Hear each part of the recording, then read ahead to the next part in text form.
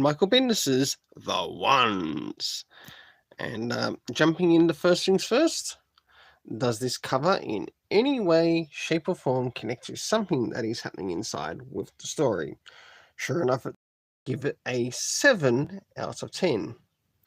I'll now go to showing some of the internal art around the beginning, middle, and of course the end. And of course some of the things that are happening inside with the story.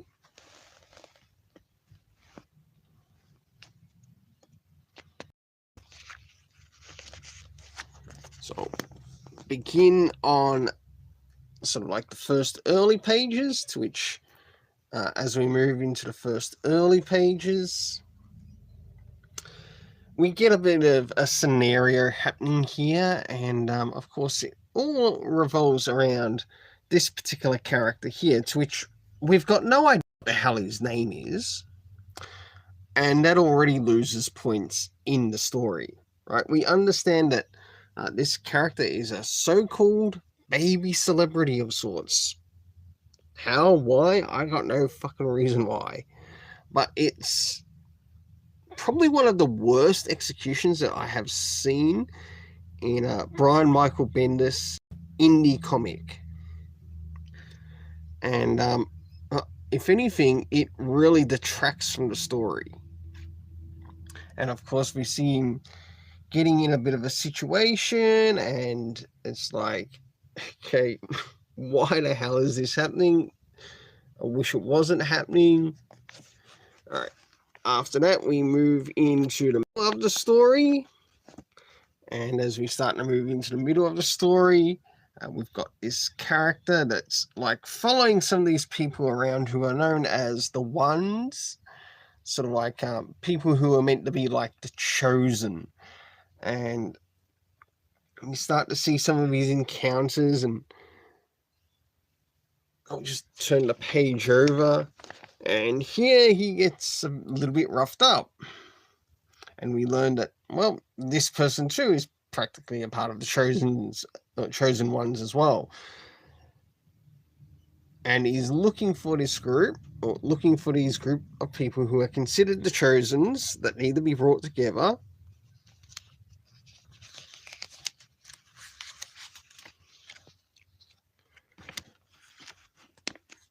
And last but not least, moving towards the end of the story, or end of the first story, and we learned that, okay, there's an event that's coming that they're meant to help prevent stopping the end of. And of course, we see some of the members that are chosen, and of course, you see him practically doing nothing. Much like what Bendis was doing at the beginning of the story, doing nothing really important that's actually important. So with that all finished up, for the internal art, I gave it a 7 out of 10. Now it's time to move in to the story and its rating. Now, story rating, seeing that this is actually a new story from Brian Michael Bendis, 3 areas get covered, not 4. If this was actually connected to something else, Jinx World, I'd expect it to probably have a reference into that. But this actually feels a little bit separate from Jinx World with this story. So, first area that I'll be covering is time. Do we actually get anything covering time in this story? And sure enough, we do. And that sort of links to the very end image, to which we learn takes place 6 years later. Now, moving into the next thing, the locations. We, of course, had the store at the beginning, but it wasn't very clear as to what store that first character was. And, of course, we end up moving to another location, to which the only time location was properly addressed is when this main character brought together all the so-called chosen ones in a place in Ohio. And with some of the lettering done there. It could have been done better in a way to which it was actually more clearer, and that is actually a bit of a detriment to the story. But moving into last but not least, and that is the cast of characters. First things first, who are some of the people that we actually meet? One person is called Dorothy Wilson, to which I think is Wilson. This person is Dorothy, and she's also got some that she lives with. And we've got David. Oh no, that's David. Then there's Frace, to which that's Frace there, the big guy. We also had Anna and Robert Spearman, who isn't in this picture, but it would be the devil baby that's actually meant to be in the story. We do get to see a picture of him, but that picture is not provided on the front cover. Overall story rating for this is a 6.5 out of 10. Until then, let's keep it colourful and have yourself an awesome day.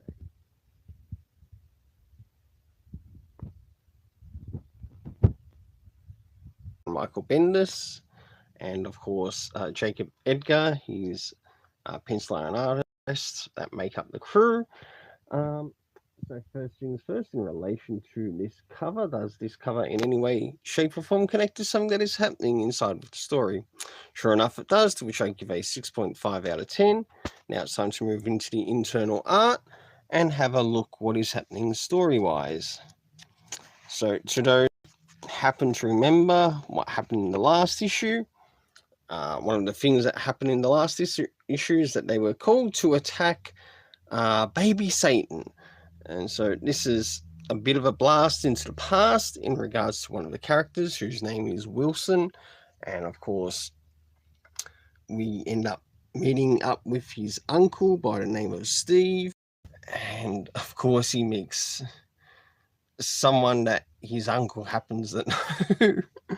And it is very crazy, I must admit. But does it actually help the story? Does it help it advance? Let's find out when we start to jump towards the middle. I'll give Brian Michael Bendis this. At least he remembered to give a little bit more indication as to what is happening time-wise and location. So that is definitely helpful, but does it actually help the overall story that he's trying to get across? So as we start to catch up with the character of Wilson,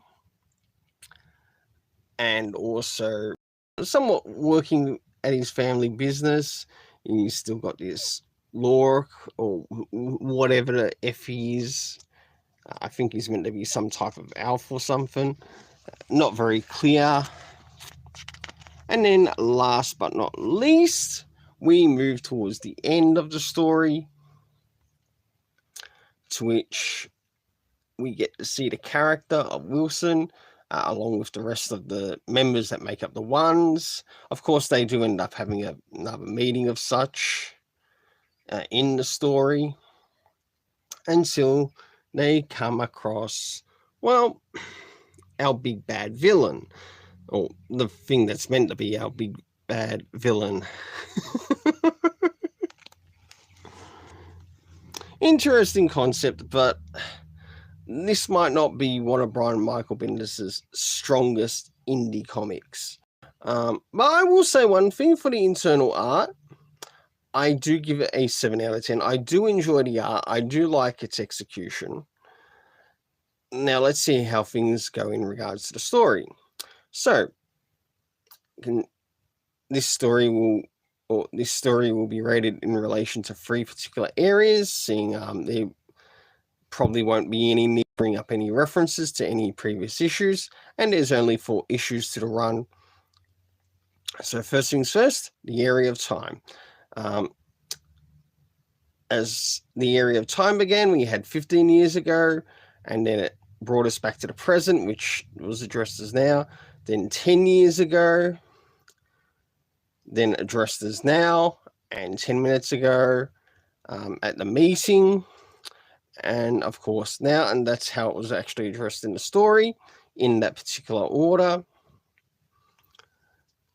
the next thing we had was the location was Akron, Ohio. We also had Wilson's Pizza Shop, and we also had a bit of a restaurant to which the ones met up at. But we didn't actually get the location to which they were fighting this now growing up baby Satan.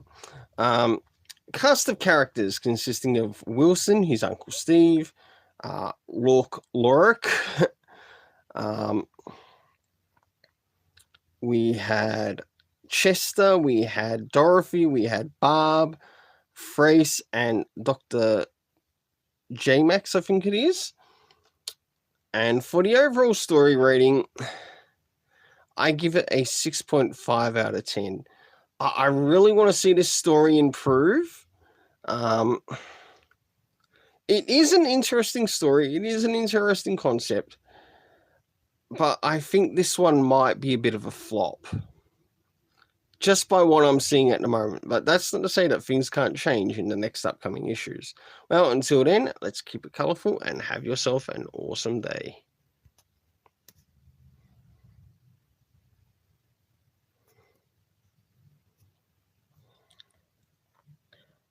Indie comic review, and in this indie comic review, I'm covering The Ones by Brian Michael Bendis as we move into issue 3 of the series. And if there's actually any from the last couple of issues. So first things first, does this cover in any way, shape or form connect to something that's happening inside with the story? Sure enough it does, to which I give it a 7 out of 10. It's now time for us to move into looking into the internal art for its rating and what's happening story-wise. So as the story continues from the last issue, they end up meeting up with the kid who was once baby Satan and is now somewhat a little bit older because of the stuff that's happened.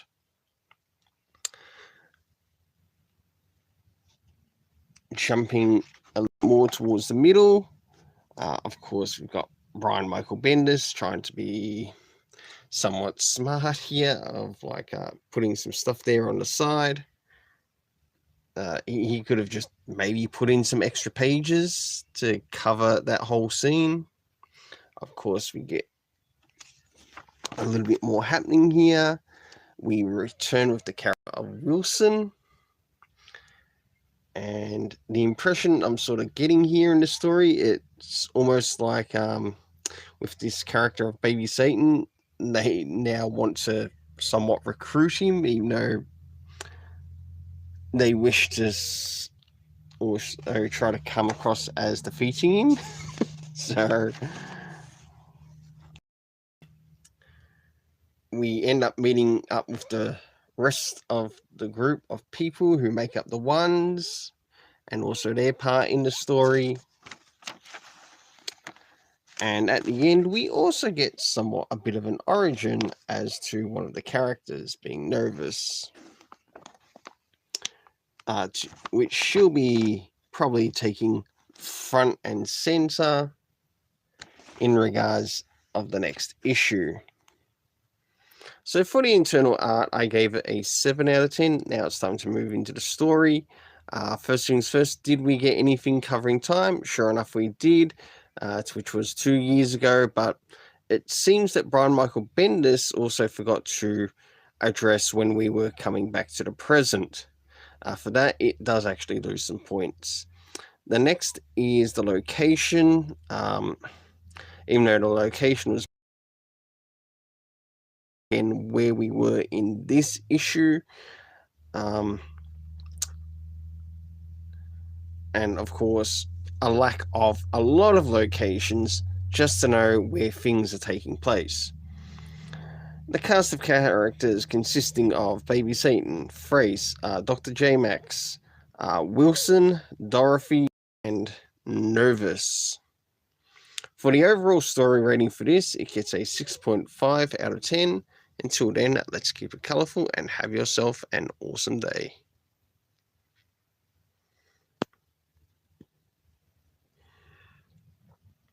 5 a.m. 15 February.